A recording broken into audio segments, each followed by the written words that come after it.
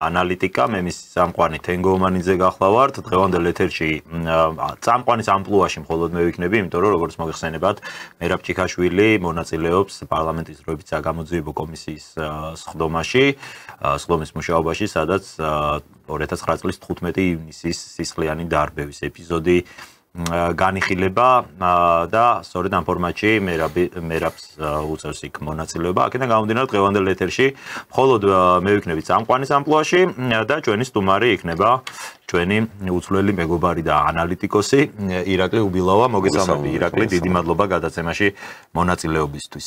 დღევანდელი ეთერის თემა ბუნებრივია, იქნება ახლო აღმოსავლეთი და იქ დაწყებული ძალიან სისხლიანი კონფლიქტი, რომელიც რამდენიმე დღეა უკვე მსოფლიოს საზოგადოების ყურადღების ცენტრშია. მე მინდა მცირე შეჯამებისთვის, ვიდრე დავიწყებთ ირაკლისთან უშუალოდ კითხვებით საუბარს, მცირე შეჯამებისთვის ის ინფორმაცია გაგაცნოთ, რაც ამ დროისთვის არსებობს საჯარო წყაროებში და შემდეგ ყველამ ერთად ვიფიქროთ, როგორ შეიძლება ამ ყველაფერს რა გაგრძელება შეიძლება ჰქონდეს. მაშასე კონფლიქტი, რომელიც 13 ივნის ირანის სამხედრო და ბირთვულ ობიექტებზე ისრაელის ფართომასშტაბიანი შეტევებით დაიწყო, სწრაფად გადაიზარდა პირდაპირ სამხედრო დაპირისპირებაში. ირანმა საპასუხოდ ბალისტიკური რაკეტებისა და დრონების ტალღა გაუშვა ისრაელის მიმართულებით, მათ შორის თელ-ავივსა და ჰაიფასკენ. აფეთქებების ხმა გაისმა როგორც ისრაელის ქალაქებში, ისე ირანის დედაქალაქ თეირანში, სადაც რაკეტები საცხოვრებელ რაიონებში ჩამოვარდა. ისრაელის თავდაცვის ძალების ცნობით, ბოლო 4 დღის განმავლობაში მათ გაანადგურეს ირანის სარაკეტო გამშვებების მესამედი, 120-ზე მეტი ერთეული. ისრაელმა ასევე განაგრძო დარტყმები ირანის სამხედრო ობიექტებზე, მათ შორის ისპაჰანსა და შირაზში. სამწუხაროდ კონფლიქტის ესკალაციას ორივე მხრიდან მზარდი მსხვერპლი და ინფრასტრუქტურული ზიანი მოჰყვა. ირანის ჯანდაცვის სამინისტროს უახლესი მონაცემებით ისრაელის თავდასხმების შედეგად ირანში სულ მცირე 224 ადამიანია დაღუპული, რომელთაგან 90% მშვიდობიანი მოქალაქეა. დაჭრილთა რაოდენობა 1500 აღწევს. 10 ბავშვი თეირანში კვლავ ნანგრევებშია მოყოლილი. ასევე ისრაელის დარტყმებმა იმსხვერპლა ირანის ისლამური რევოლუციური გვარდიის კორპუსის მაღალი რანგის სამხედრო მეთაურები. ისრაელში კი კონფლიქტის დაწყებიდან სულ მცირე 24 ადამიანია დაღუპული, 500-ზე მეტი კი დაჭრილი. საერთაშორისო რეაქციას და დიპლომატიურ ძალისხმევას რაც შეეხება, დონალდ ტრამპი აცხადებს, რომ სურს შეერთებული შტატების კონფლიქტისგან დისტანცირება, თუმცა საჭიროების შემთხვევაში სამხედრო მოქმედებებში პირდაპირ ჩართვას არ გამორიცხავს. CNN-ის ცნობით, ტრამპმა ვეტო დაადო ირანის უზენაესი ლიდერის მოკვლას გეგმას, თუმცა ნეთანიაჰუ ამას უარყოფს.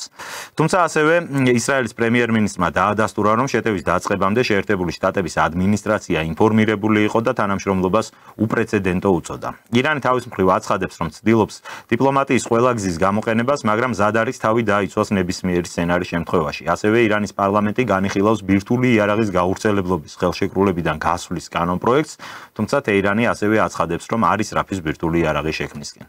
ჩინეთი და ინდოეთიც დეესკალაციისკენ მოუწოდებენ, თუმცა ინდოეთმა განსხვავებული პოზიცია დაიკავა შანხაის თანამშრომლობის ორგანიზაციისგან, რომელმაც მკაცრად დაგმო ისრაელის ქმედებები.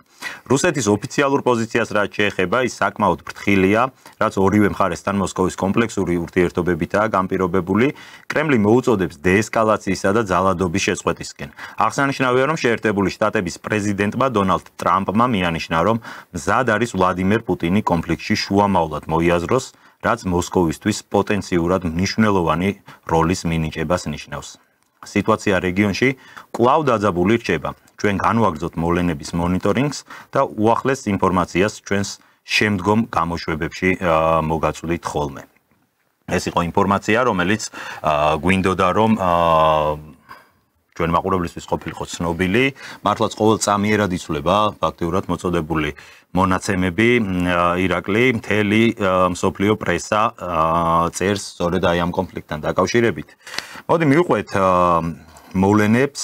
პირველი რაც უნდა აღინიშნოს, დარტყმა ირანზე განხორციელდა სწორედ ამ ბირთვული პროგრამის შესახებ მოლაპარაკებების პარალელურად, ხო? სწორედ დღეს 16 ივნისი იყო ჩანიშნული მოლაპარაკებების შემდეგი რაუნდი, სადაც შეერთებული შტატები მონაწილეობდა ძირითადად შტატებს და ირანს შორის იმართებოდა ეს მოლაპარაკებები, ომანში უნდა გამართულიყო და სწორედ მოლაპარაკებების წინ ისრაელმა გადაწყვიტა, რომ წინსრებად მიეტანა იერიში ირანის ბირთვულ ობიექტებზე.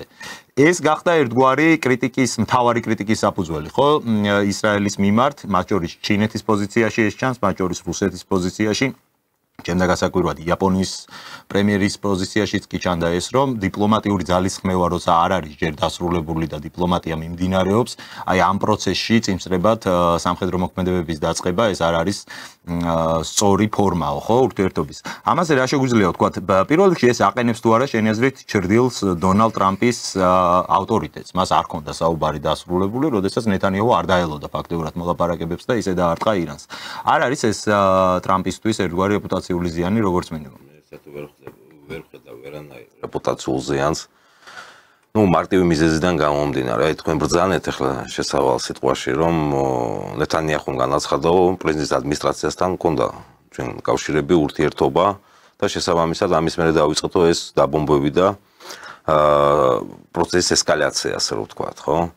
თვითონ ტრამპს განაცხადა, რომ 60 დღე მივეციო, რომ ხელშეკრულებისთვის ხელი მოეწერათო. შესაბამისად და 71 დღეს როცა არ მოაწერეს ხელი, იერიში მიიტანა ისრაელის მხარემ ირანზე. შესაბამისად თავიდანვე რო ავიღოთ ეს თემა, აი ჩემი გადმოსახედიდან ბირთვული პროგრამა საერთოდ არანაირ კავშირს ამასთან არ წარმოადგენს. კი, ეს არის უბრალოდ მიზეზი და მთავარი რაც იყო, ეს იყო ჩემი აზრით ხელისუფლების ცვლილება ირანში და ის ძველი 79 წელს დამხობილი შაჰრეზა ფეხლევეს ბოლო შთამომავალია თუ არ ვწდები, ხო, ეხლა შვილიშვილია, შულბა რა ვინ არის, იმის აღზევება ირანში. ეს არის მთავარი მიზეზი, თქვენ წარმოგიდგენიათ, ეხლა თვითონ ირანული მხარეც აღნიშნავს, რომ ჩვენ ბირთვულია, ხელშეკრულებაში მზად არიან ხელი მოაწერო ესეთ ხელშეკრულებას, შეერთებულ შტატებთან და ირანთან, ისრაელთან, რომელიც ითვალისწინებს რომ მზად არის უარი თქვას ბირთვული კომპონენტის გამოყენება სამხედრო თვალსაზრისით, სამხედრო მიზნით გამოყენებისათვის. ამას და სხვათა შორის უყურეთ მე ერთ რაღაც ეს გამახსენდა ერთ-ერთი ძალიან ცნობილი რეალისტის ნეორეალიზმის ფუძემდებლის ნაშრომი, ეს არის კენეთ უოლსი, რომელიც აღნიშნავს საერთოდ რეალისტები როგორ უყურებენ ამ თემას და დღევანდელი ამერიკის შეერთებული შტატების ადმინისტრაცია ის კონსერვატორებისა თავის საგარეო პოლიტიკურ ორიენტაციაში მათი მრჩევლები და მათი მიმდევრები, ხო? ვინც ტრამპს გარკვეულ რჩევებს აძლევს, თითქმის ყველა არიან რეალისტები. აი რეალიზმის კონცეფცია როგორ არის? რეალისტები როგორ უყურებდნენ ამ თემას, კენეთ უოლსმა გადმოსცა, რატომ უნდა კონდეს ირანს ბირთვული იარაღი, რა?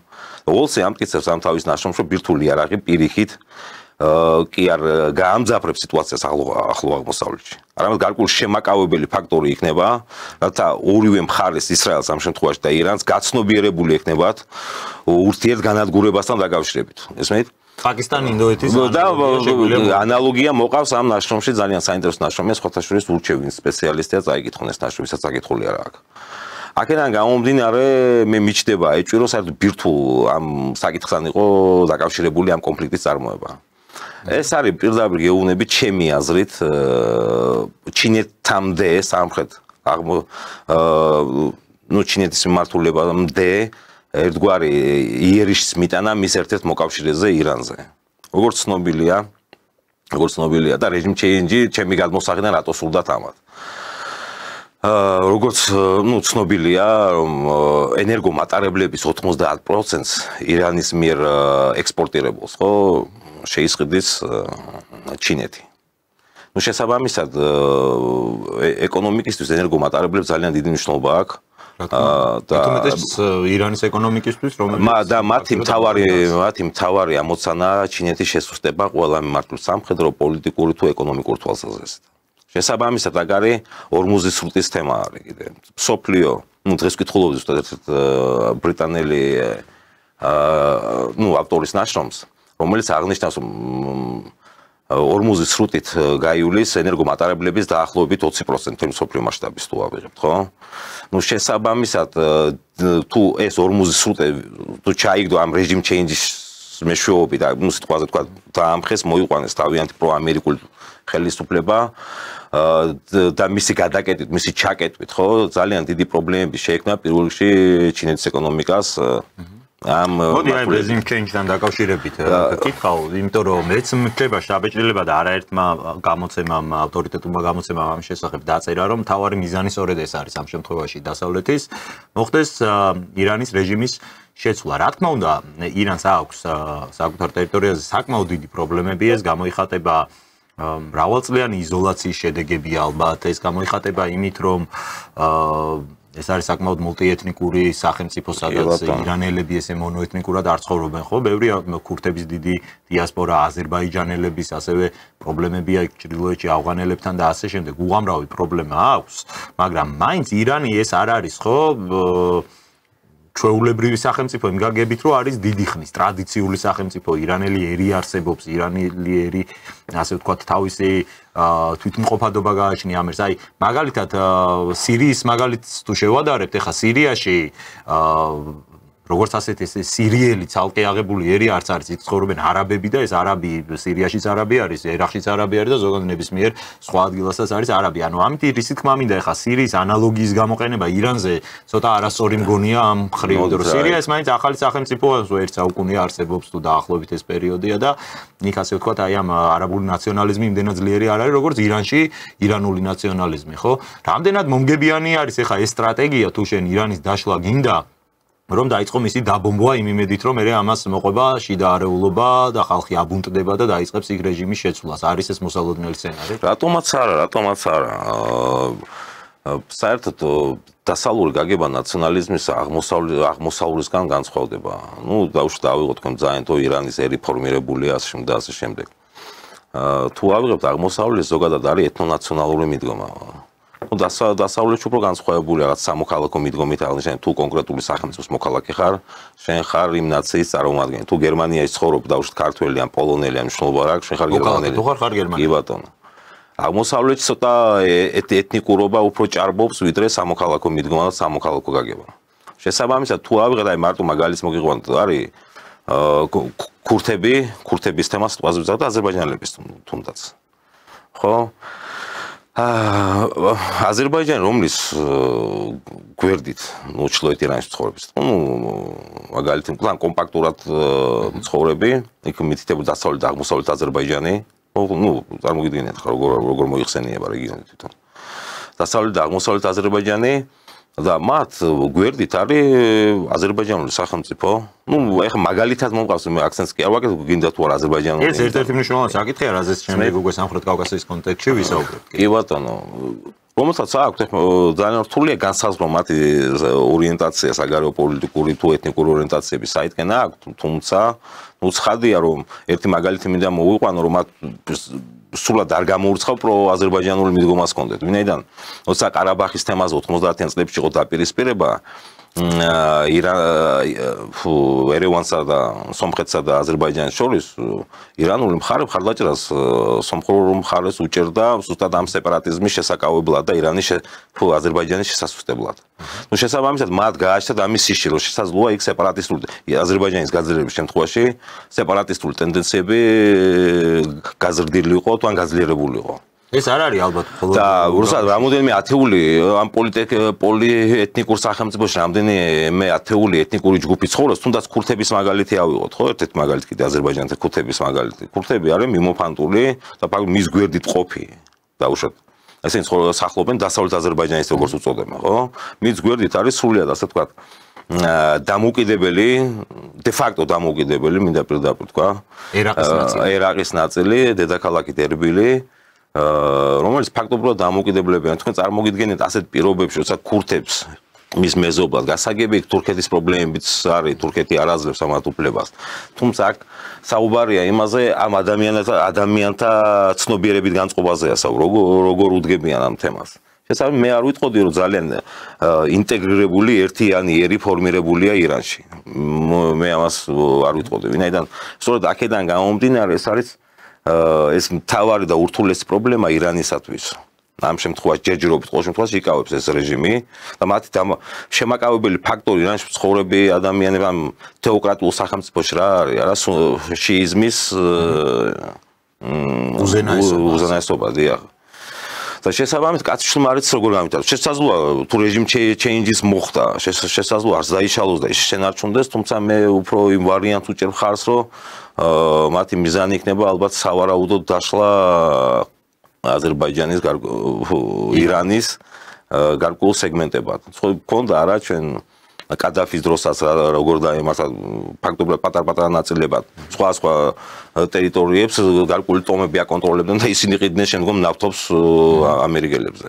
Ну შესაძლოა ესეც მოხდა ასეთი სცენარითაც განვითარდეს. სცენარი გასაგებია და პრინციპი შეიძლება რამოდენიმე სცენარით განვითარდეს მოვლენები. ხომ მე ირანზე ცოტა უფრო მაღალი წარმოდგენის ვიყავი, სანამ ეს კონფლიქტი დაიწყებოდა. თუმცა პირველივე დღეს ნაადრევი ხო არ არის ირაკლი ცოტა იგივე. ფაქტობრივად, როგორ ახლა დაზვერვის უფროს რომ მოგიკლავენ რა ნაადრევია მას საუბარი. თქვენ წარმოგიდგენთ გენშტაბის თითქმის ყველა მაღალჩინოსანი დახოცეს ებრაელებმა. ყველა მოკლეს თითქმის. გუშინ გავცელდა დაზვერვის რაოდენს სასაცილოს რომ არ უნდა იყოს დაზვერვის ხელმძღვანელი და მისი მოადგილე მოკლეს. და ისიც გაიქცაო ხამენეი სადღაც გაიქცაო იმ ავღანის საზღვართან ბუნკერში იმალება. მე არ ვიცი ამდენად სწორია ეს ინფორმაცია. ამ შემთხვევაში ხა ის უნდა გავითვალისწინოთ, გეთანხმები და ვიზიარებ ამ სკეპტიციზმს, რასაც გამოთქვამ და შეიძლება მოლოდინი იყო უფრო სხვაგვარი, მაგრამ არც ის უნდა გავითვალისწინოთ, რომ მე მხრიდან მუშაობს აი ეს არა, ეს გასაგებია, არა, სხვა წყაროებიდან ხო მოდის ინფორმაციები, ურთიერთსაწინააღმდეგოებები და მე არ ვამბობ არც ებრაულ ან თუნდაც ირანულ წყაროებზე არ მაქვს საუბარი აქ. უფრო გარე წყაროები, რუსული წყარო, დასავლური წყაროები. ყველა მიუთებს იმაზე, რომ მათ არ ელოდნენ უბრალოდ ასეთ სისუსტეს, ფაქტობრივად კონდაზურვა, თუმცა არ მუშაობს ამ სახელმწიფოში ესე გამოჩნდა.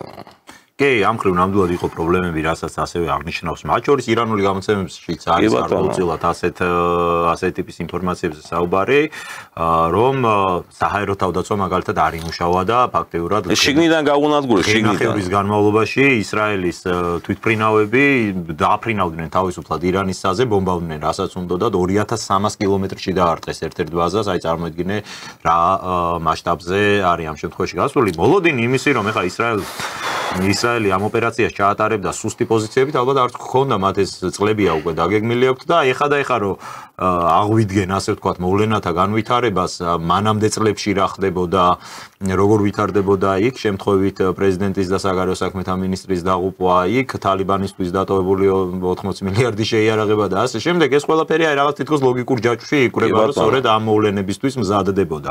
ეს ძალიან დიდი ხნის წინ დაგეგმილი ოპერაცია, როგორც ჩანს და მე უბრალოდ არ ვიცი ხა სადაც ჩვენ ვაკეთებთ ამის ანალიტიკას, ალბათ ირანს ბევრად უფრო მეტი აქვს საამისოდ რესურსი და ეს უნდა კონდეს, მაგრამ მე ვერაფერი ვერ დავინახე. მაინც ახლა 4 დღეა მხოლოდ გასული და იმედი გვაქვს რომ აქვე მორჩება ეს კონფლიქტი, მაგრამ თუ გაგრძელდა ეს კონფლიქტი დიდხანს, საუბარი არის მაინც ახლა 80 მილიონიან თუ 90 მილიონიან სახელმწიფოზე, რომელსაც რა თქმა უნდა აქვს თავის დაცვის რესურსი ჯერჯერობით.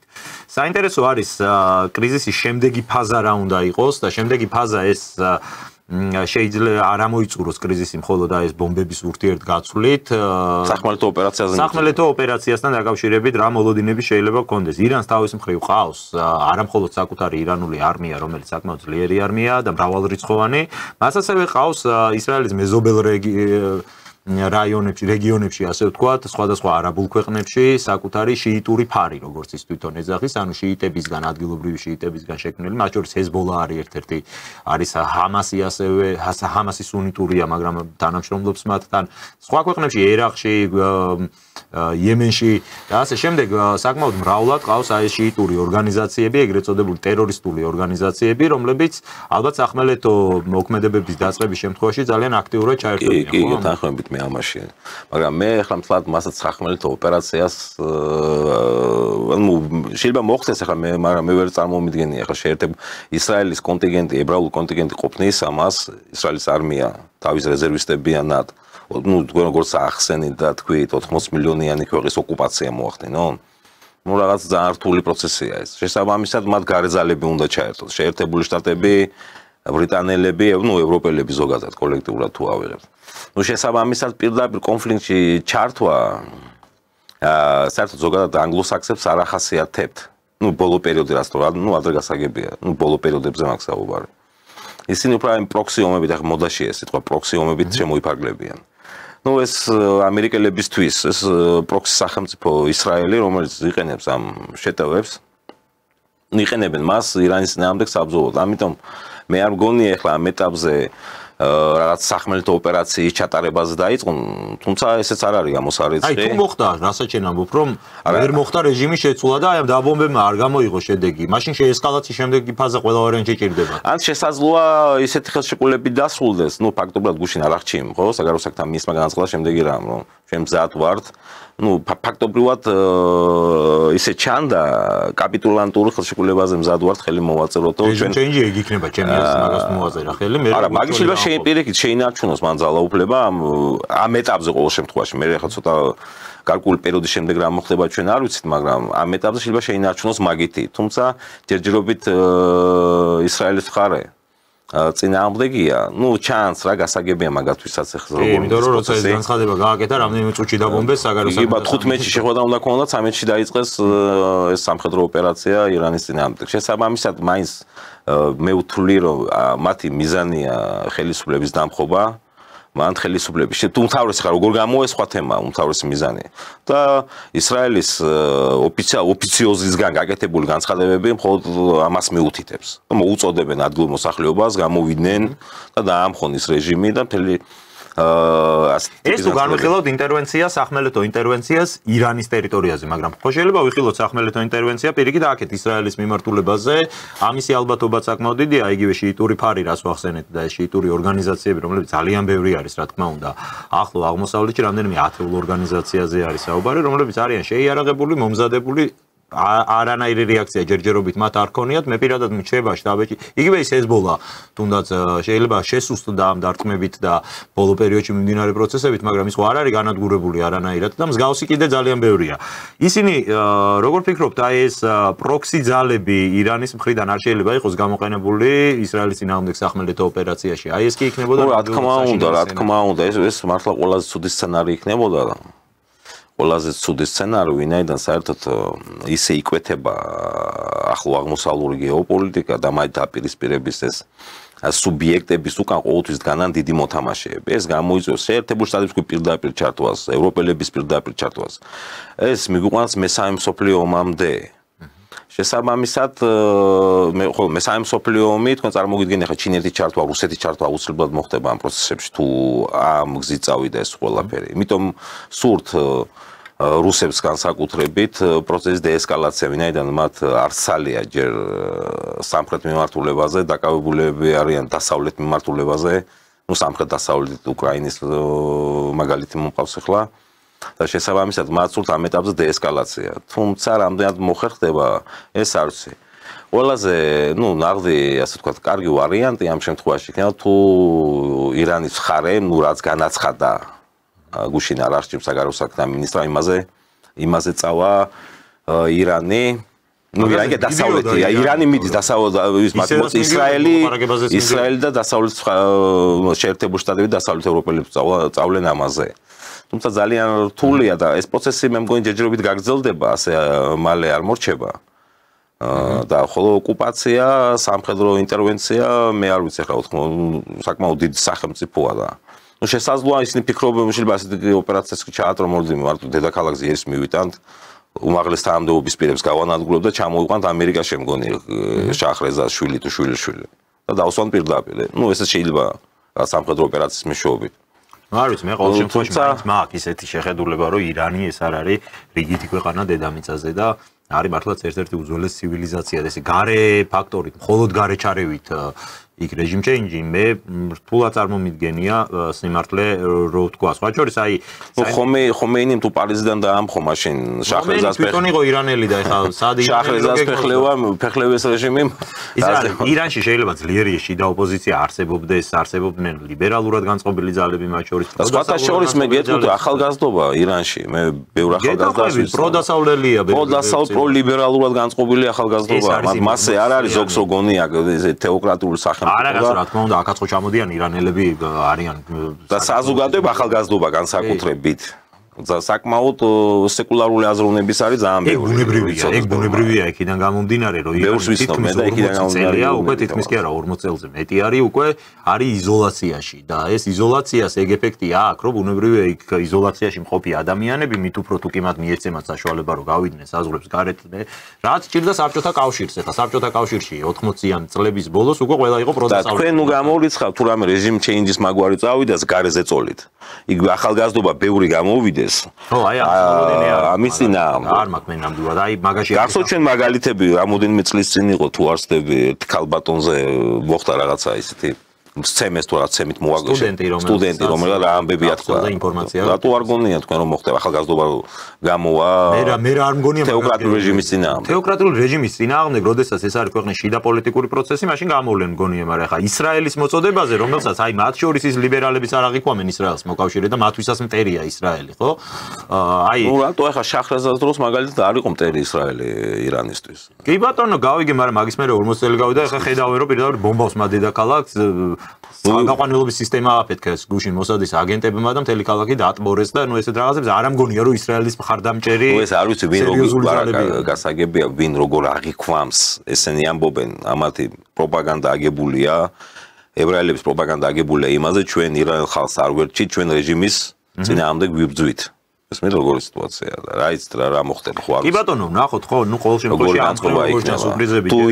იმ კონდაზიური შემხედვარი რა წავთ ირანში იმის შემხედვარი არაფერი გამორიცხული არ არის იქ მოხდეს რა ქვია გადატრიალება და ამ რეჟიმის ჩამოშლა თეოკრატიულ რეჟიმს ნუ შესაძლოა სხვანაირადაც განვითარდეს მოვლენები არ ვიცი თუმცა მე მგონია რომ ამერიკელები ასე არ გაჩერდებიან ну განსაკუთრებით ისრაელის ხელით ისინი შეეცდებიან მაქსიმალურად მიაღწიონ ხელისუფლების ცვლილებას ირანში ხა როგორ გამოვა ამას მე მაინც მგონია რომ თუ კი შიდა პროცესების გამოწვევა იყო შესაძლებელი ამას აქამდე გააკეთებდნენ და აი ესე ინტერვენციის ფორმა ამას არ ეკნებოდა ნახოთ მოკლედ ეს ნამდვილად არის მიზანი შეიძლება ისიც განვითარდეს მოვლენები რომ სახმელეთო ოპერაცია კიდევ უკეთესი იყოს ირანისათვის ამ შემთხვევაში რომ ჩაატარონ გესმით ვინაიდან თავი გეოგრაფიული ადგილმდებარეობიდან გამომდინარე თუ გავითვალისწინებთ ისრაელსა და ირანს შორის გარკვეული სახმელეთო სახელმწიფოებია და პირდაპირ რა თქვა ჯარების შეყვანა გადასროლა ძალიან რთული იქნება ძირითადად ამერიკელების ნუ მარტო ისრაელის არმია ვერ გაწვდება მას ნუ ამ შემთხვევაში ამერიკელები უნდა ჩაერყო ამერიკელებს ახლა მოუწევთ ზღვიდან ოპერაციის ზუსტად ეს ვიგულისხმე რომ ამ შემთხვევაში აქვს ირანს დიდი უპირატესობა იმ შესაძლოა ფაქტურად ისრაელს საზღვართან ყავს უკვე თუმცა ამერიკელები ამ ეტაპზე მე მგონი არ წავლენ სახმელეთო ოპერაციაზე არ წავლენ მე მგონი ნუ პრინციპში ისეთ შტაბილება მრჩება ტრამპი ცდილობს წაუგებელი თამაში ითამაშოს და რატო აი დაუშვათ თუ იმან როგორც განაცხადა რომ სამხედრო მიზნით ჩვენ მზად ვართ ხელი მოვაწევთ არ გამოვიყენებთ ამ ბირთვულ პროგრამას შესაბამისად იტყვის ეგ შევაჩერეთ ბირთვული მისწარმოება ტრამპი ხო იცით ესეთი ბიზნესმენია რა მან უნდა დადოს სურათი რომ აი გაიმარჯვა კი ბატონო თან ამერიკულ ზოგადად პოლიტიკურ მეცნიერებაში და პოლიტიკაში უფრო სწორედ ხო აგებულია ყველაფერი PR-ზე აგებულია რაც მიშამ შემოგთავაზ ვიცით არა მიშა და ნაციონალიზრობის PR-ზე აგებულია გეთანხმები რომ ტრამპის მიზანი ეგ არის ამ პროცესში რომ თვითონ გამოჩნდეს მოგებული მით უმეტეს მოახდინოს უკრაინაში მიმდინარე თუმცა იქ მე კიდევ ვიმეორებ მთავარი ამოსავალი წერტილი ეს არის მის ჩინეთის ირანის შესუსტება ან ირანის თავის ხელს გავლენის სფეროში მოქცევა ეს როგორ მოხდება რეჟიმ ჩეინჯი თუ ოკუპაციით ეს ძალიან რთული სათქმელია და ერთ-ერთი მოკავშირე დასახლდენი რეგიონში რომელიც აწვდის ენერგომატარებლებს ნავთობს და შემდეგ ჩამოაცილოს ჩამოაჭრას ასე რომ ვთქვა და სერიოზული პრობლემები შეუქმნას მაგიტომაც არის გუშინ თუ არ ვწდები გარკვეული სამხედრო დახმარება ჩაფრინდა ჩინეთიდან ну ჩინელებსაც აწყობთ ახლა ირანში და რაც თუნდაც უკრაინაში რაც შეიძლება დიდხანს გაგრძელდეს ეს კონფლიქტები, ვინაიდან მათ გაცნობიერებული აქვს ბოლო ფაზა მიადგებიან ბოლო ფაზაში მიადგებიან ჩინელებს და შესაბამისად ისინი ცდილობენ სანამ მაგათ მიადგებიან მანამდე ამერიკელები და დასავლური დასუსტდეს უკრაინასა და ირანში. ну ნახოთ ახლა როგორ გამვითარდება მოვლენები. კი ბატონო, მოდი აი საერთაშორისო პროცესი საერთაშორისო შეფასებებზე გადავედით. პირველ რიგში, ну შეერთებული შტატების ჩართვასთან, პირდაპირ ჩართვასთან დაკავშირებით კეთდება უკვე მინიშნებები, ამასაც ვიტყვით, სხვა შორის ეს არ გამორიცხავს თვითონ დონალდ ტრამპა, რომელმაც თქვა, რომ ჩვენ მაქსიმალურად ვცდილობთ, რომ ვიყოთ დისტანცირებული, ვიყავით ინფორმირებული, მაგრამ არ ვიყავით მონაწილე ამ ოპერაციის, ესე თქვა. მაგრამ მან ასევე არ გამორიცხა ჩართვის შესაძლებლობა და თქვა, რომ თუ კი ამის საჭიროება იქნება, ირანს შეერთებული შტატების მთელი სამხედრო ძლიერება დაატყდებაო. ეხლა ეს ფსიქოლოგიურ ზეწოლას ახდენს, გასაგები ახლა მისი მხრიდან შეაშინოს და გარკვეულ ისეთ დათმობებზე წავიდეს. რამდენადაც გამოუვა ახლა ამ ეტაპზე ეს რთული სათქმელია. თუმცა ეს წმინდა ფსიქოლოგიურ ზეწოლაზე მიუთებს და რა იმაზე, რომ რეალურად გადაწყვეტილი აქვს მაგ ამერიკულ მხარეს და განსაკუთრებით ამ ადმინისტრაციას ტრამპის ხელმძღვანელობით რამე ესე ტიპის ოპერაცია ჩაატაროს სახმელეთო ოპერაცია. ისრაელს აემუქრება კრიტიკული საფრთხე, იგივე ამ სარაკეტო იერიშებთან დაკავშირებით მინდა თქვა, რომ რა თქმა უნდა, ყველა დასავლურ პრესაში აღინიშნება და ყველა ამას აღნიშნავს, რომ ისრაელის საჰაერო თავდაცვის სისტემები ძალიან კარგად მუშაობს. ეს არ არის მხოლოდ რკინის გუმბათი, რაც ჩვენ ისე ფართო საზოგადოებამ იცის. ისრაელს აქვს რამდენიმე შრიანი თავდაცვის საჰაერო თავდაცვის სისტემები. ის არის ქვია ერთ-ერთი, ის არის 2, ის არის 3, რომელიც მუშაობს ბალისტიკურ რაკეტებზე, დავითის შურდული, რომელიც ასევე საშუალო ზომის რაკეტების მოსაგერიებლად არის გათვლილი და მიუხედავად იმისა, რომ კარგად მუშაობს ეს ტექნოლოგია, მაინც აი ამ 4 დღის განმავლობაში 30 მიზნეზე თავდასხმა მაინც მოახერხა. 300-დან ხო თუ არ ვსწავლე? 320 ბალისტიკური რაკეტა გაუშვა და აქედან 30-მა მიაღწია მიზანს. ეს არის დასავლურ პრესაში გამოქვეყნებული 10%, ხო, ფაქტიურად ეგრე გამოდის. თავად ისრაელის ცნობით ირანს აქვს დაახლოებით 20,000-მდე ბალისტიკური რაკეტა, ეს რაც თვითონ აქვს მარაგში, მაგრამ ნუ პლუს ამას, რასაც რუსეთი მიაწვდის, კიდე ცალკეა და ჩინეთი რასაც მიაწვდის, კიდე ცალკეა. ანუ ირანი არ არის ეხლა იმ მდგომარეობაში, რომ მას ჰქონდეს აი ბოლო დღეები. მას საკმაოდ დიდი რესურსი აქვს სამხედრო და რაც ყველაზე მთავარია, ტექნოლოგია შეიძლება ბრწყინვალედ მუშაობს, ებრაულ ტექნოლოგიაზე მაქვს ამ შემთხვევაში საუბარი, მაგრამ ეს ტექნოლოგია მაინც არის მუშაობს რაღაც კონკრეტულ რესურსზე, ხო მართალია? ის მისი ეფექტურობა პირველ დღეს შეიძლება იყოს ძალიან მაღალი, მაგრამ დროთა განმავლობაში ეს თუ ხანგრძლივად ყოველდღიურად გააგრძელა ირანმა, ბომბა ნელ-ნელა შემცირდება ყველა ვარიანტში შემცირდება. უბრალოდ დღესდღეობით გავრცელდა ინფორმაცია, რომ შეერთებული შტატები წყვეტს დახმარებას უკრაინის და შესაბამისად აი იმ დახმარება რაც მიდიოდა, ხო? ნუ სამხედრო გარდიანმა დაწერა ეს ინფორმაცია თუ სწორად ბატონო, ყველაფრის გადამისამართება მოხდება ახლო აღმოსავლეთის მიმართულებით. შესაბამისად ისრაელსაც ექნება შესაძლებლობა იგივე რეჟიმში გააგრძელოს, ნუ საკმაოდ დიდი პერიოდი, თუ დახმარება იქნება შეერთებული შტატებიდან ამ იმაში ასეთი პინგ-პონგის თამაში, ასე ვთქვათ, დააგარტყავენ, ხო? ნუ პლუს ამას ეხა ირანს ისეთი რაკეტებიც აქვს, რომელსაც ვერ იჭერს ეს თავდაცვის სისტემები, მათ შორის ვერც პეტრიოტი ვერ იჭერს, აი გუშინ გავრცელდა ინფორმაცია, რომ მან გამოიყენა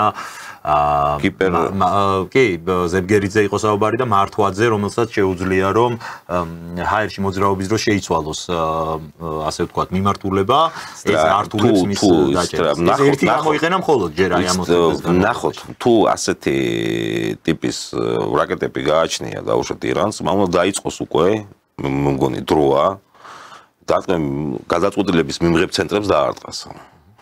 ისრაელ თელ-ავივსა და სხვა ქალაქებში. რასაც ისრაელი აკეთებს, კი ბატონო.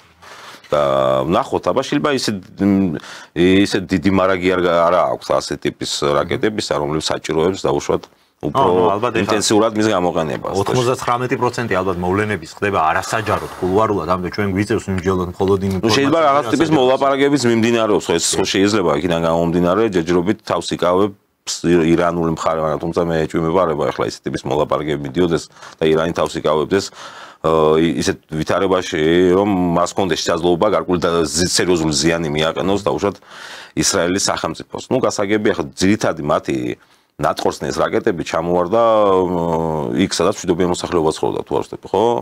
თუ თავდაც სამის პირველ დღეს ბენგურიონის აეროპორტს დაარტყმასთან დაკავშირებით ასევე დაზარალდა თუ არ ვსწრებ კიდე ხაიფაში დაარტყეს იმას ამიაკის რაღაც წარმოებულ ქარხანას თუ რაღაც მიიტანეს იერიში.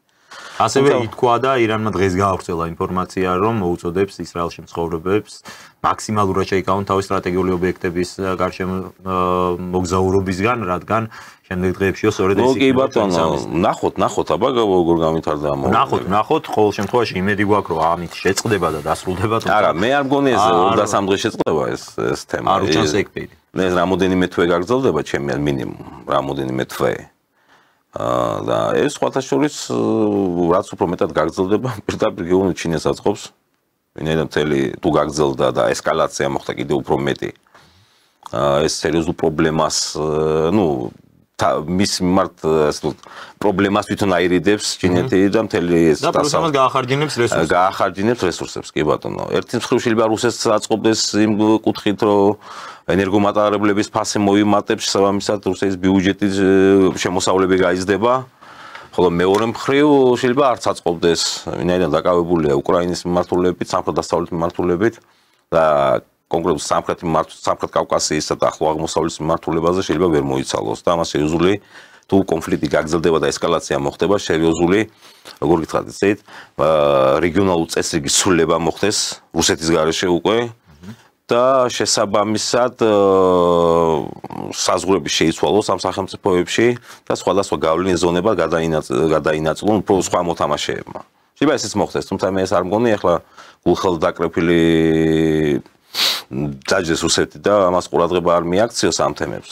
ამიტომაც მოდი საერთოდ რო გავიაროთ ეგ ამბები, შეერთებულ შტატებზე ვთქვი, სხვა შორის ტრამპის განცხადებიდან ერთ-ერთი ძალიან მნიშვნელოვანი აქცენტი რაც მენიშნა, შეეხებოდა სწორედ რუსეთს და პუტინს. რამა ხაზგასმით აღნიშნა ეს, რომ ვლადიმერ პუტინი შეიძლება იყოს ის ადამიანი, რომელიც კრიტიკულ გავლენას მოახდენს ამ პროცესზე და ერთგვარი თავარი მომლაპარაკებელი სწორედ რუსეთი უნდა იყოსო. ის არ გამორიცხავს, რომ თავარი მომლაპარაკებელი იყოს რუსეთიო. ეს პოტენციურად საკმაოდ დიდ ფასს ადებს, ხო, რუსეთის პოზიციაზე. თავისუფლად რუსეთიც მიუხედავად იმისა, რომ ჩვენ სოციალურ ქსელებში ხშირია ხოლმე ისეთი ტიპის ინფორმაციები, რომ თითქოს რუსეთმა უპირობო მხარდაჭერა გამოუცხადა ირანს, ეს ასე არ არის ნამდვილად. ყოველ შემთხვევაში გავლენია სანდო წყაროებში, სოფლიო გამოცემებში რაც იწერება, მათ შორის რუსულ წყაროებში, მას აქვს რა თქმა უნდა ირანთან ძალიან ახლო სტრატეგიული ურთიერთობები და ის ამბობს, რომ ესე არაპროპორციული, უბრალოდ არ გამოუწევია ირანს ის ყველაფერი რის გამოც მას დაარტყეს, მაგრამ ამასთან ერთად ის არ ცდილობს, რომ ხიდები დაწვას ისრაელთან არანაირად, იმიტომ რომ ისრაელთან ძალიან მნიშვნელოვანი კავშირები აქვს, ხო? რუსეთის მდგომარეობა დღეს როგორი არის აქ რეგიონში, რა არის ამ შემთხვევაში რუსეთის ინტერესი და როგორ შეიძლება იმოქმედოს რუსეთმა აქ თუ დაიწყება მოვლენების კიდევ უფრო მწვავე ესკალაცია. იცით რა, ახლა გუშინ მოხდა ასეთი რამ. 17 იანვარს თუ არ ვთქვი, მოეწერა ხელი რუსეთთან სტრატეგიულ ყოვლის მომცველ და ირანს შორის სტრატეგიულ ურთიერთობებს, ხელშეკრულებას. მანამდე რატიფიცირება ამისი არ მომხდარა და რატომღაც გუშინ ირანულმა მხარემ მოახდინა მისი რატიფიკაცია მოახდინა ამ დოკუმენტის და მე დარწმუნებული ვარ მათ გაიარეს კონსულტაციები რუსულ მხარესთანაც და შესაბამისად რუსული მხარესგან მიიღეს გარკვეული იმედი დახმარებისა და მათაც რუსული მხარესთან კონსულტაციების შედეგად მოხდა ერთი სიტყვით რო ვთქვათ ამ ხელშეკრულების რატიფიცირება. შესაბამისად მე ვთვლი ახლა შეიძლება რამე პიარული თამაში თუ არ არის ეს ახლა და რაღაც ფსიქოლოგიური თამაში, მათ მიიღეს ასე ვთქვათ რუსეთისგან სიგნალები, რომ ისინი მზად არიან დახმარება გაუწიონ თუ კონფლიქტის ესკალაციის პირობებში. თუ კონფლიქტის ესკალაცია მოხდა, კონფლიქტის ესკალაცია თუ მოხდა, ეს პროცესი, ამ პროცესში საერთოდ როგორ ხდება ნებისმიერ რეგიონში? ორ სახელმწიფოს შორის იწყება, მაგათ უკან დიდი ძალებიდან და მე ერთვებიან და ხდება კონფლიქტის რეგიონალიზაცია, ან კიდევ უფრო გლობალურ მასშტაბებს ღებულობს ეს კონფლიქტი. შესაბამისად, ასე დროს უკვე თუ მოხდა ესკალაცია და ამ კონფლიქტის რეგიონალიზაცია, ამის გარეთ ვერც თურქეთი დარჩება. ვერ ჩინეთი დარჩება, გასაგებია ხა ევროპელებს და შეერთებულ შტატებს თავის ინტერესები აქვთ და ვერც რუსეთი დარჩება ამის გარეთ. შესაბამისად, რას ნიშნავს გარეთ ვერ დარჩება? ან მოუწევს რეაგირება, მოუწევს რა თქმა უნდა, მათ შორის სამხედრო კომპონენტის გამოყენება. რა თქმა უნდა, მოუწევს.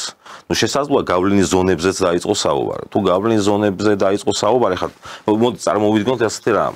ჩვენ ვთქვით ერთ-ერთი სცენარი ასეთი მოვლენების განვითარებისა ირანის დაშლა დაუშვებდა, ხო? იქ სამხედრო ოპერაციის ჩატარება, შესაბამისად შიგნით ცენტრიდანული ასე ვთქვათ, ელემენტების გაძლიერება და ეტაპობრივად დაშლა, სადაც მის გარშემო მყოფ სახელმწიფოებს ну ჩვენს ახლა სამხრეთ კავკასიაზე გვაქვს ხო თემა საუბარი იქ აზერბაიჯანის ელემენტია სამხრეთ კავკასიაც ცალკე მინდა რომ განვიხილოთ კი ზუსტად აქეთ გადმოვდივარ ახლა სამხრეთ კავკასიის მმართველობაზე შესაბამისად აზერბაიჯანი ეს არის აღმოსავლეთ აზერბაიჯანის ტერიტორია რომელსაც მე დარწმუნებული ვარ რომ აზერბაიჯანის ინტერესები გაუჩნდება ეს ტერიტორია მიირთოს და ერთიანი დიდი აზერბაიჯანის შექმნას დასავლეთ აზერბაიჯანი მიუხედავად იმისა ქურთები ცხოვრობენ თუმცა მეზობლად არის თურქეთის ტერიტორია თურქეთის სახელმწიფოსთან შესაბამისად თუ მოხდა ამათი დაუშვათ დეზინტეგრაციული პროცესები წავიდა დეზინტეგრაციული პროცესები აზერბაიჯანი თურქეთი დასავლეთ და აღმოსავლეთ აზერბაიჯანს რავის არ დაუთმობენ შესაბამისად იქმნება ისეთი გეოპოლიტიკური კონსტრუქცია სამხრეთში სადაც ოცნება იმისა რომ აზერბაიჯანი და თურქეთი პირდაპირ საზღვარი ქონოდათ ერთმანეთთან ამის ასრულება მოხდება ძალიან თან არა ზანგეზურის ვიწრო კორიდორი არა მთლიან მეზობლები ხდებიან შესაბამისად საერთოდ 90-იანი წლების დასაწყისში პრეზიდენტი იყო ელჩიბეი აზერბაიჯანის რომელიც ასეთ კონცეფციას შესთავაზა რა ერთი ერი ორ სახელმწიფოში ну თურქეთზე და აზერბაიჯანელებზე იყო აქ საუბარი თუმცა წარმოგიდგენიათ ეს ასეთი ტიპის ეს ნიშნავს იმას რომ ამას მიებმევა ცენტრალური აზია, ну თურქული ტომები დასახლებული სახელმწიფოები. დიდი თურანის პროექტი. ну დიდი თურანის და ну საწყისი ფაზა ასე რომ ვთქვა. რაც რუსეთის ინტერესებს საერთოდ არ შედის ასეთი რამე, ეს გამოიწვევს სამხრეთ რუსეთის მოწყვეტას, ასე რომ ვთქვა, ну ეს პროცესები მე არ გავიგე მეორე დღეს ახლა, მაგრამ ну პროცესები იქიდან წავა ეტაპობრივად. იქნება ეს. ამაზე მოუწევს რუსეთს რეაქცია და რეაგირება და შესაბამისად მე არ გამოურიცხავ ასე დროს. რო არ მოხდეს და რო არ დაუშვას ეს თუ ეს პროცესები განვითარდება ისე ნუ როგორც ვამბობთ ხო ნუ ერთ-ერთი სცენარია რუსეთმა დაიწყოს სამხრეთის მმართველობაზე პირდაპირ ერევანზე გზა გაჭრას საქართველოს გავლით ეს სცენარი შეიძლება მოხდეს მოდი აი ეს სამხრეთ კავკასიის საკითხი დეტალურად რო გავაკეთოთ მაყურებელსაც რო აუხსნათ ირანის ტერიტორიაზე ბოლო საჯარო წყაროებში არსებული მონაცემები დაახლოებით ცხოვრობს 20-დან 30 მილიონამდე ეთნიკური ზუსტად არიცენ დაახლოებით 20-დან 30 მილიონამდეა ეთნიკური აზერბაიჯანელი რომლებიც ცხოვრობენ ირანის ჩრდილოეთით აზერბაიჯანის მეზობლად. კი ბატონო. ამ შემთხვევაში როგორც ჩანს ირანშიც ეს რისკები რა თქმა უნდა ძალიან კარგადაა გათვლილიც და გააზრებულიც და სხვათა შორის ძალიან მნიშვნელოვანი იყო ორი დღის წინ სწორედ აზერბაიჯანის საგარეო საქმეთა მინისტრებმა ისაუბრეს ორი ქვეყნის საგარეო საქმეთა მინისტრებმა და განცხადება რომელიც გაავრცელა აზერბაიჯანმა რომ ის არ დაუშვებს მისი ტერიტორია იქნას გამოყენებული როგორც ერთი ისე მეორე მხარის სასარგებლო და საზიანო და მათ შორის ხაზი გაუსვა რომ ჩვენ არ დაუშვებთ ჩვენი მეზობელი და მეგობარი ირანის წინააღმდეგ იქნა ჩვენი ტერიტორია გამოყენებული. რამდენად არის ახლა ეს ყველაფერი სერიოზულად? მეგობრობა და რაღაცე პოლიტიკაში მე არ საერთოდ ამჯერა ასეთ რაღაცეების პოლიტიკაში ყველგან მხოლოდ ინტერესების და ძალის მჯერა მე სხვა არაფერს. რაც შეეხება ამ განცხადებას იგი რაღაცებს თავაზობა იყო ასე გამოდის აზერბაიჯანული მხარისადმი. ნუ ვისთან თანამშრომლობს ახლა აზერბაიჯანი ну, არ ვიტყოდი ხა სტრატეგიულ მოკავშირედ, თუმცა მეტნაკლებად კარგი ურთიერთობებისთან აქვს აზერბაიჯანს, ეს არის ისრაელთან. სხვა შორის ვერ დაგეთანხმები, რომ სტრატეგიული ხა შეიძლება ამ ფორმით არ არის მოწოდებული ეს, მაგრამ ეხლა კიდევ უარეს თუ სტრატეგიული რამდენიმე თვის წინ გააფორმა ისრაელმა და აზერბაიჯანმა, მათ შორის ტექნოლოგიური თანამშრომლობის შესახებ შეთანხმება და ისრაელი მოიხსენიებს აზერბაიჯანს როგორც მთავარ დასაყრდენს ამ რეგიონში. კი ბატონო. კიდევ უარეს ეს. ну ჯერჯერობით როგორც ჩანს აზერბაიჯანელები არ ჩქარობენ არიციან ხა კაცშვილმა არის პროცესები როგორ განვითარდება თუ ამ სცენარით განვითარდა რასაც ჩვენ ერთ-ერთ სცენარი არიციან აბა შეიძლება ჩვენთან Facebook-ზე ყველაფერი იცის უკვე წინას და Facebook-ზე ხალხი გული გაგისკდება ნუ ეკასაგებია ნუ ეს თუ ამ სცენარით წავდა რაზე იტყვის უარს რა თუ მან მიიღო მის გარანტიები მას შეუძლია გაფართოვდეს სამხრეთის მმართველობა რატომაც არა ხო ამის თურქეთის დახმარებას ნუ თურქეთი ირანს განიხილავდა ისტორიულად როგორც ერთ-ერთ კონკურენტ იმპერიას შესაბამისად მის შესუსტება თურქეთის ინტერესებშიც შედის ხო თუ ეს მოხდება იმის ხარჯზე მისი გაფართოების და აზერბაიჯანთან პირდაპირ საზღვრის ფორმირებისა ას პირდაპირ გასასვლელი კასპიის ზღვა და ცენტრალურ აზია ამ შემთხვევაში ჩვენ ვიღებთ მეზობელს აზერბაიჯანს რომელიც იქნება დაახლოებით 30-40 მილიონიანი სახელმწიფო. კი ბატონო, აი ეს გამოიწვევს იმას, რომ სომხეთი და საქართველო თლიანად ამ ისლამური სახელმწიფოების რკალში ექცევა. თლიანად ექცევა უკვე სამხრეთიდან ჩრდილოეთში რუსეთის ტერიტორიაზე მცხოვრები შუა კავკასია ამ შემთხვევაში, ხო, ჩვენ ასევე მუსულმანური საჩვენო. ასევე ისლამური, კი, პროტურკული ორიენტაციის, ახლა რავინ არ თქვას, ახლა და იქ მე როგორ განვითარდება მოვლენები შუა კავკასიის კასიშვილმა არის.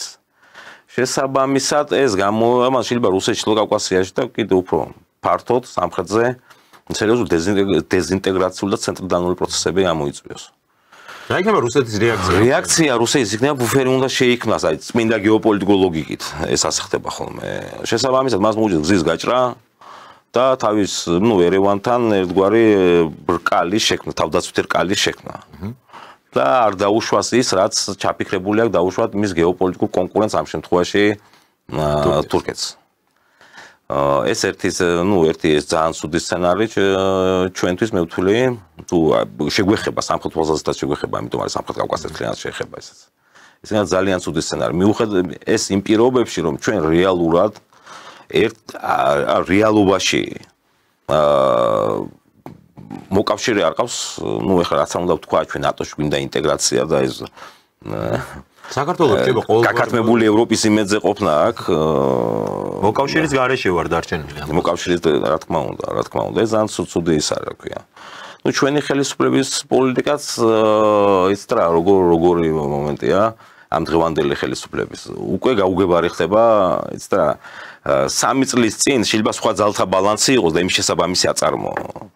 თუმცა ძალთა ბალანსი უკვე ახლო აღმოსავლეთში მიმდინარე პროცესი სამხრეთ კავკასიაში შეცვლილი ძალთა ბალანსი. შესაბამისად დღევანდელი ხელისუფლების პოლიტიკა, რასაც მე უყურებ ახლა, ხო? ისეთი შტაბ-ბიჭდება მრჩება, ისინი რაღაც ალღოს ვერ უღებენ ამ პროცესებს. ესეთი შტაბ-ბიჭდება მრჩება მე ჯერჯერობით. შეიძლება მე ვწდები ღმერთმა ქრასო ვწდებოდე. კი, სამწუხაროდ ხელისუფლება არის ბევრ საკითხში, ესე ჩამორჩენილ პოზიციას გამოხატავს ხოლმე, ჩემი აზრითაც, რომ პოსტ-ფაქტუმ იღებს შემდეგ უკვე გადაწყვეტილებებს, როდესაც ფაქტი მომხდარა. არა, მანამდე მე ხო დადებითი შემიძლია ვთქვა, ძალიან სწორად შეაფასეს სიტუაცია უკრაინასთან ეს კონფლიქტის მერე ვიცით, ხო? 22 წლის სპეცოპერაციის მერე, ძალიან სწორად შეაფასეს და გარკვეული ბალანსის პოლიტიკა აიღეს.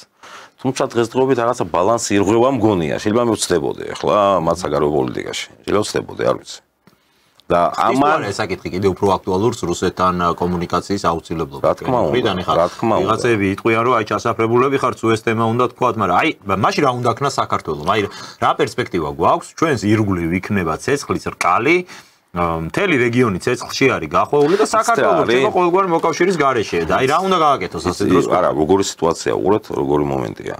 თუ უკრაინაში, გეოგრაფიულად ცოტა ისეთ სხვა ზონა უკრაინაში თუ დაიწყო კონფლიქტი და შენ თავი შეიკავე, ეს სხვა საკითხია, გესმით, მაგრამ თუ ახლო აღმოსავლეთში მოხდა და სამხრეთ კავკასიის გადმოვიდა, შენ ახლა მაყურებელი ვერ იქნები, ვერ დაждები ასე, გესმით, თქვენ მოდი რა ბომბი დასრულდეს, შენ შეგეხება, გამორიცხული არ შეგეხოს. მოდი როცა რუსეთის სამხრეთ მიმართულებაზე გლობალურ გეოპოლიტიკურ თამაშს ეხება ინტერესებს სამხრეთ მიმართულებაზე. ეხლა რა ვიცი, გეოპოლიტიკური ლოგიკა მე არ ვიცი ხა იმას პუტინის ტვინში რა აქვს და გულში რას ფიქრობს ეს კაცი, მაგრამ აი მე უბრალოდ გეოპოლიტიკური ლოგიკიდან ამოვდივარ. მან ეს სამხრეთ დერეფანი უნდა გაჭრას. კი ბატონო. თუ ამ პრინციპში რუსეთის პოლიტიკაზე ესეთი დეესკალაციის სცენარი ახლა ამ ეტაპზე ვინმე ჩანს რომ მათაც დიდად არ სურთ ახლა სამხრეთი პროცესები აუტკივარი თავის ატკიება, კი ბატონო. და ამიტომაც ცდილობენ დეესკალაციისკენ წაიყვანონ ეს პროცესი, თუმცა როგორ მოხდება მე არ ვიცი, ჯერჯერობით დეესკალაცია. მოდი აი ეს სცენარი ავიღოთ, რომ ეს კონფლიქტი დარჩა მაინც ორ ქვეყანას შორის კონფლიქტად, არ მიეცა არც რეგიონული, არც მით უმეტეს უფრო გლობალური სახე. ასეთ შემთხვევაში რა რისკები არსებობს საქართველოსთვის? უფრო მარტივად მარტივ საქმე გამოუყოფს ორ ნაწილს. არის თუ არა საფრთხე იმისი, რომ საქართველოს იყოს გამოყენებული საქართველოს ტერიტორია ერთი ან მეორე მხარის სასარგებლოდ. ამის საფრთხეები არა, შეიძლება მოსთხოვნა მე დარწმუნებულია ასეთ პირობებში ჩვენი ხელისუფლება ამაზე უარს იტყვის საქართველოს ტერიტორია გამოყენებული იქნას რომელიმე მესამე მხარის მიერ. მე არ მგონია ახლა როგორც უკრაინასთან მოიხსნენ ისეთ პოლიტიკას, საგარეო პოლიტიკას საწარმოებენ ამ ირან-ისრაელის ომთან დაკავშირებით. ასეთ ფონზე. ეს ნიშნავს რომ ძალთა ბალანსი არ შესრულა, მხოლოდ მიდის ერთმანეთის დაბომბვა შორიდან და შესაბამისად არც იმას იზამენ. თუმცა თუ ესკალაცია მოხდა, აქვე ბალანსი იცვლება, გესმით? და ბალანსი ცვლილება უნდა შეესაბამებოდეს შენი საგარეო პოლიტიკაც. ვინაიდან ბალანსი ცვლილება უკვე სამხრეთ კავკასიასაც შეეხება, სავარაუდოდ ცენტრალურ აზიასაც შეეხება და შესაბამისად მან უნდა დაიწყოს ესეთი პოლიტიკა. როგორც იქცეოდი გუშინ ისე ვეღარ მოიქცევი, გამორიცხულია ეს. და მეორე მთავარი გამოწვევა ალბათ ერთ-ერთი რაც არის და რაზეც ყველაზე უფრო ხშირად დარდობს ხოლმე ჩვენი საზოგადოება, ეს არის მიგრანტების კრიზისი. თუ კი იქ მართლაც დაიწყო, ნუ მე არ მგონია რომ აი სარაკეტო დაბომბების კონდეს ეგ ეფექტი, მაგრამ აი სახმელეთო ოპერაცია თუ დაიწყო და იქიდან მართლაც 100,000-ობით ადამიანი დაიზრა, იქნება თუ არა ეს ჩვენთვისაც გამოწვევა ესეთ შემთხვევაში. ნუ რა თქმა უნდა, გამოწვევა იქნება გარკვეული კონტინგენტი, გარკვეული ნაწილი საქართველოსკენაც წამოვა, ტოლულთა გარკვეული ჯგუფი. თუმცა რა უნდა ქნა ახლა გაჭირებული ადამიანს შემოუშვა, მე მგონი, რა ვიცი თუ არა. ნუ ამასაც ჭირდება ალბათ. თუმცა მართვა და კონტროლი სჭირდება, რა თქმა უნდა, სჭირდება. თუმცა ბოლო პერიოდში რაღაც მართვის პროცესებიც მე მგონი ცოტა რთულად მიდის. ამ კუთხით, მიგრანტების კუთხით ჯერჯერობით. თუმცა მე ბოლოს რაღაც კანონებიც მიიღეს, თუ გაამკაცეს რაღაც კანონები და შესაბამისად ნახოთ, აბა როგორ მოახდენენ ამ პროცესების მართვას. ჩვენ ვიჩვენებთ ვარ ხოლმე რომ ასეთი ტიპის კრიზისების დროს საქართველოს შეიძლება იყოს გამოყენებული, მაგრამ არის ხოლმე უფრო ტრანზიტული მიზნით გამოყენებული. ანუ შეიძლება ტრანზიტული მიზნითაც იყოს გამოყენებული. თუმცა ევროპელი გააკეთებენ ისე რომ აქედან მასები ჩავიდნენ ევროპაში, რა ვიცი მე. მაგას არაპირებენ ევროპელები მაშინ მახსოვს სირიაში პრობლემა რო დაიწყო მახსოვს თურქეთს გარკვეული თანხები გადაუხადეს ნუ დიდძალი თანხა გადაუხადეს თურქეთს რომ თვითონ იქ შეეკავებინა თურქეთის ტერიტორიაზე ესენი სირიელი დევნილები თუ ტოლულები ჩვენ არ გვაქვს ამის პრობლემა ჩვენ არ გვაქვს შესაბამისად მათ არ სურთ ეს ნაკადები დიდი ოდენობით ნაკადი შევიდეს ევროპის ტერიტორიაზე ხო მათ არ სურთ ეს არც ირიდან აქვს და შესაბამისად მათ მოუწევს შეკავება შეიძლება რაღაც კომპენსაციაც კი გადაუხადონ იმ სახელმწიფოებს რომლებიც შეაკავებენ მათ ნაკადების გადატყორცნას თუ გადასროლას თუ გადასვლას მე არ გონია რომ ხა მიგრანტების არა მე არ გონია ახლა საბოლოო დანიშნულების პუნქტი იქიდან გამომდინარე რომ მაინც კონფლიქტის რეგიონში რჩებიან და პლუს ამას ახლა ღარიბ გაკეთებულა ყოფნა არ ურჩევნიათ რომ ამ გავლი წავიდნენ ევროპაში ყოველ შემთხვევაში მე მგონია რომ და ალბათ დამეთანხმებით რომ ჩვენი ქვეყნისთვის ეს არის ერთ-ერთი მნიშვნელოვანი გამოწვევა ალბათ ამ პროცესში, სულ რო არაფერი არ შეიცვალოს და აი სულ რო სამხრეთ კავკასიაზე სამხედრო მოქმედებები არ გამოვიდეს, ეს ფაქტორი მაინც დარჩება და ალბათ უპრიანი იქნება თუ კი ხელისუფლება ეხლავე დაიწყოს. ეს ერთ-ერთი სცენარი, მეორე სცენარი შესაძლოა არაფერიც არ მოხდეს ერთმანეთს რამოდენიმე თვე, ან რამოდენიმე დღე, რა ვიცი, მე უფრო რამოდენიმე თვეს ვფიქრობ. ბომბონ აკეთიქით და გარკვეულ სარაკეტო იერშები მიიტანონ, შესაბამისად შემდგომ ირანი იტყვის უარს დაუშვათ. და რაც ისეთ ხელშეკრულებას გააფორმებს ამერიკელებისაც პირველ რიგში ტრამპის მისაღები იქნება და შესაბამისად დასრულდება ეს რეჟიმის შეინარჩუნებს. თუმცა ძალიან სუსტად პროგნოზში დაგეთან ხა ირანმა თუ მოაწერა ხელი კაპიტულანტურ ხელშეკრულებას მთელი ირანის აი ეს ისლამური თეოკრატიული რეჟიმი იდგა სწორედ მაგაზე რომ ჩვენ იზოლირებული ვართ მთელი სამყაროსგან ჩვენ ყველა გვებრძვის მაგრამ ამის მიუხედავად ჩვენ ვარ ძლიერები ჩვენ ვერ დაგვამარცხებენ და ნუ ეხლა თუ კი კაპიტულაციას აწერ ხელს მაშინ კაპიტულაციას არა კაპიტულაციას ამის ხათრით ინარჩუნებდა ხო ირანელი ხალხი ამ რეჟიმს და ითმენდა ამდენი ხანი და არა ეს სხვადასხვა მარტო მაგ მეთოდები სხვა მეთოდები იყო იქ შენარჩუნების ძალაუფლების და ხელისუფლების მარტო ამაზე ვერ ვიტყვი ჩვენ თუმცა საუბარი იმაზე რომ არა მე მგონი მაინც ვთვლი რომ ის ამ ეტაპზე ყოველ შემთხვევაში ეს რეჟიმი შეინარჩუნებს ნუ კაპიტულანტურს რას უძახით თქვენ ახლა ნუ უბრალოდ შეთანხმდებიან იმაზე ამ ეტაპზე ყოველ შემთხვევაში რომ სამხედრო მიზნით არ მოხდება ურანის გამდიდრება ეს თანახმა იყო ირანი სული ძახდა კი ბატონო თანახმა იყო ნუ გააჩნია ხა ამერიკელების პოზიცია როგორი იქნება მასთან დაკავშირებით ესე ბოლომდე წავლენ თუ არა ნუ ამას პროცესებიც გვიჩვენებს როგორ განვითარდება მოვლენები მის მიხედვითაც მიიღებენ ისინი გადაწყვეტილებებს ხა ჩვენ ვიცით რომ ისრაელი ძალიან ახლო კონტაქტშია ისრაელის მხარე ძალიან ამერიკულ მხარესთან ნუ ფაქტობრივად ისინი აძლევენ სამხედრო შეიარაღებას როგორც ჩანს თუ უკრაინას უჭრიან ამ სამხედრო დახმარებას შესაბამისად აქეთ ისრაელს უნდა მისცე ხო შეიარაღება შესაბამისად ისინი ჯერ არ ასრულებენ და არ აპირებენ ამ კონფლიქტის ასე თქვათ დასასრულს აღვანოს კი ბატონო. სამაგერო ჩვენ გვიწევს რომ დასასრულისგან წავიყვანოთ ჩვენი გადაცემა 5-ოდე წუთი რჩება და ბოლოს აკითხი რაზეც მინდოდა რომ რამდენიმე წუთით მაინც გაგვემახვილებინა ყურადღება ერთი მნიშვნელოვანი ეფექტი რაც უკვე ამ პროცესს მოყვა მე გამახსენდა აი 2024 თებერვალი როცა ომი დაიწყო უკრაინაში სპეცოპერაცია როცა დაიწყო თუ რა ვიცი რასაც დაუძახებთ თუ კარგად გვახსოვს, მანამდე იყო პანდემია და 24 თებერვლის მერე კაციშვილს აღარ გახსენებია კოვიდი, ხო? აი დაახლოებით ეგ ეფექტი მოყვა ყველაფერს უკრაინასთან მიმართებაში. 3 დღეა თუ 4 დღე არის ზელენსკის ხსენება აღარ არის მედიაში. უკრაინის აკი, ნუ კი, ახლა ხსენება აღარ არის ცოტა უტრირებულად არის, რა თქმა უნდა შუქდება, მაგრამ აი მე 7 მე 8 მე-9 ნიუსად შეიძლება ვინმე საინტერესებდეს ძირითადი, ასე ვთქვათ, მთელი საინფორმაციო სივრცე გავსებული არის სწორედ ახლო აღმოსავლეთის ამბებით. ანუ უკრაინასთან დაკავშირებით რა ბედი ელის ამ სახელმწიფოს, რა ბედი ელის ამ კონფლიქტს და ამ მიმართულებაზე პუტინს ეხსნება თუ არა ეხა კიდევ უფრო მეტი შესაძლებლობა რომ დასავლეთის ყურადღება ვინაიდან გადატანილი არის ახლო აღმოსავლეთზე, ან თვითონ ამერიკას რომც არ გადაიტანოს ყურადღება, კი არის უძლიერეს სახელმწიფო, გავიგეთ, მაგრამ ეხა არის იმდენად ძლიერი სახელმწიფო, რომ ორ ფრონტზე თანაბარი ძალით იბრძოლოს და უკრაინას არაფერი მოაკლოს და თან ახლო აღმოსავლეთის პრობლემას დააკმაყოფილოს. თქვენ ტრამპი რომ მოვიდა პირველი მისი ამოცანა რა იყო ამ ამერიკული ამ ახალი ადმინისტრაციის ანუ ახალი რა ახალს უძახს, ნუ რა იყო მთავარი ამოსავალი წერტილი, ეს იყო უკრაინის კონფლიქტის დასასრული. ჩვენ ვხედავთ თუ ჩვენ სხვაშორის ამ ეთერებში ვამბობდით, ხო? მას სურს გადამისამართება და გადასვლა სხვა მიმართულებაზე. მთავარი აქცენტი ჩინეთზე. შესაბამისად გამოჩნდა რომ მათ აი ამის გამო უნდა ამ კონფლიქტის შეჩერება. შესაბამისად დღეს სხვადასხვა სპეციალისტებს სამ გადაცემაში შემოვიდოდი ვეცნობოდი მასალებს რაღაცებს და თუ ამერიკის შეერთებული შტატები გადის უკრაინის კონფლიქტიდან შესაბამისად ევროპულ ქვეყნებს ევროპელებს მოუწევთ რამოდენიმეჯერ გაზარდონ თავიანთი დახმარება. აქვთ კი ეს რესურსი ევროპელებს, ასეთი ტიპის დახმარება გაუწიონ უკრაინას, რა თქმა უნდა არა.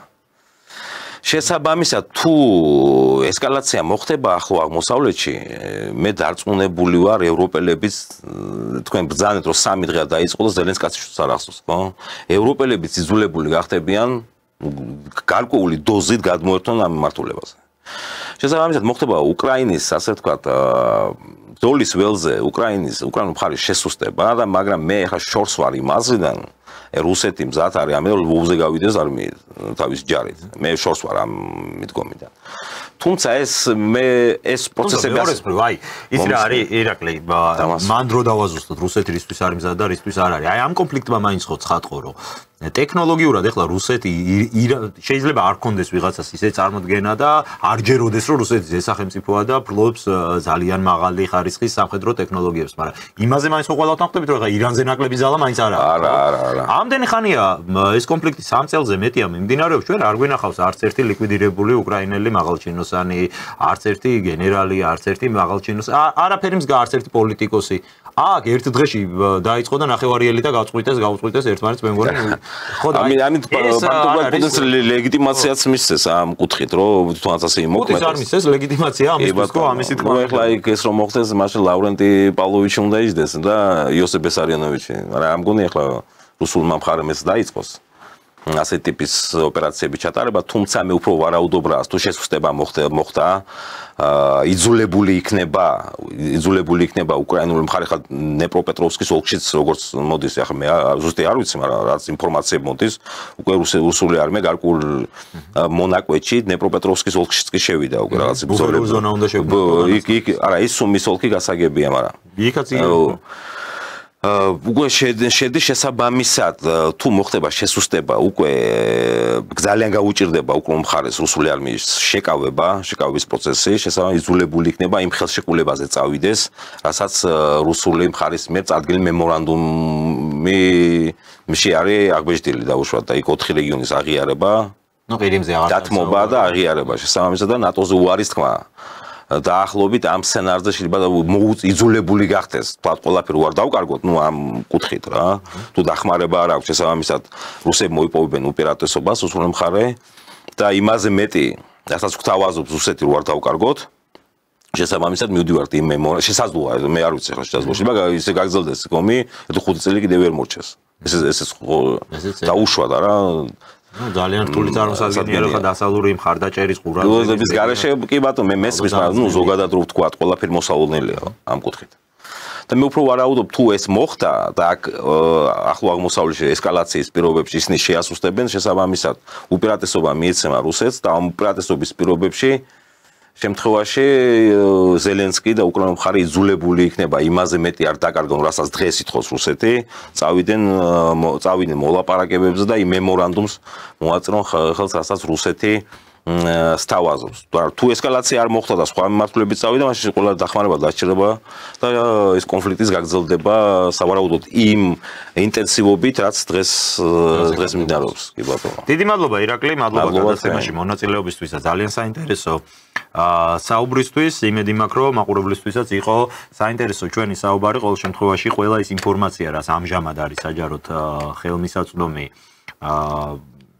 ჩვენ შემოგთავაზეთ და შევეცადეთ, რომ ყველა მიმართულებით, ყველა წახნაგი, ასე ვთქვათ, მნიშვნელოვანი წახნაგები ამ პრობლემის მიმოგვეხილას, როგორ შეიძლება განვითარდეს პროცესი, რა მიმართულებები შეიძლება იყოს პრობლემური და რაც მთავარია, ჩვენი მიმართულებით, საქართველოს მიმართულებით რა რისკები დგას.